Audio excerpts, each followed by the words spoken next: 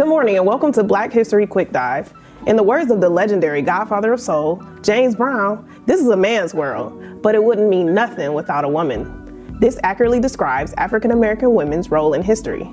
They have always been central to the creation of social movements and have been able to find unique voices for themselves in spaces that did not always acknowledge their power. The Black Women's Club movement isn't always talked about in our public discourse, but I think it's time we give these women their due. Plessy versus Ferguson ushered in the Jim Crow era. A lot of times we think that Jim Crow is something that occurred in the 1950s and 60s, but really, Jim Crow was thriving decades before that, and it dominated the South's social and political climate. Black people had largely been stripped of their civil rights and did not receive the sort of protection from the state that is typically afforded to citizens. They were subjected to lynchings and other types of mob violence. Black women specifically were constantly dehumanized, threatened with rape, and other forms of abuse. American culture portrayed them as prostitutes, thieves, and just generally immoral people. The Black Women's Club movement was started as a direct response to much of the violence and oppression that Black women were subjected to. Their clubs were mainly grassroots organizations of middle-class Black women who were one generation removed from slavery. They were well-educated and had careers as lawyers, doctors, judges, journalists, and politicians.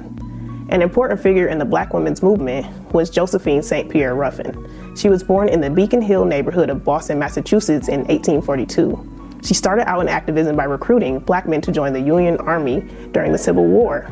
But by the 1890s, she turned her attention to advocating on behalf of Black women specifically. She founded the Women's Era Club.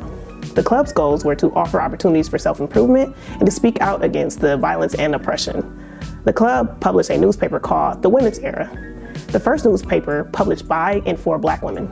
The newspaper was used to help organize a conference that focused on the issues affecting Black women. It was called the National Conference of Colored Women of America.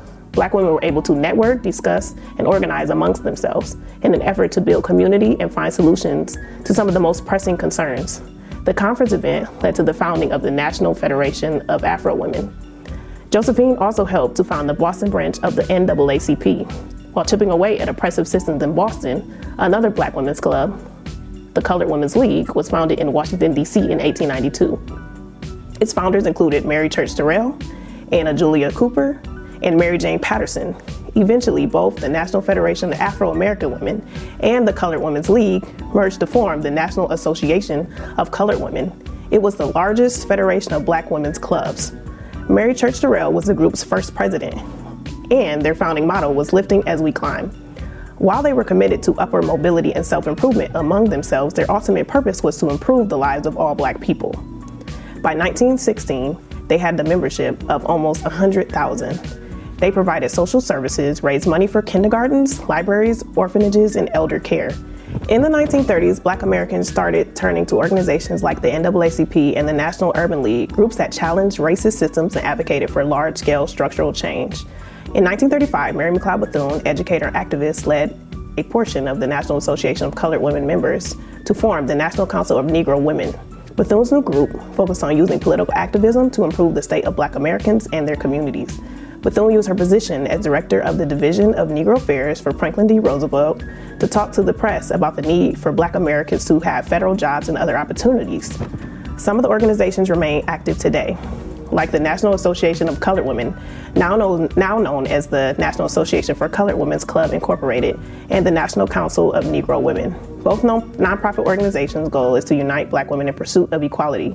Black women's clubs were a central part of what allowed Black women to organize themselves and to come together as a community. Thanks for watching.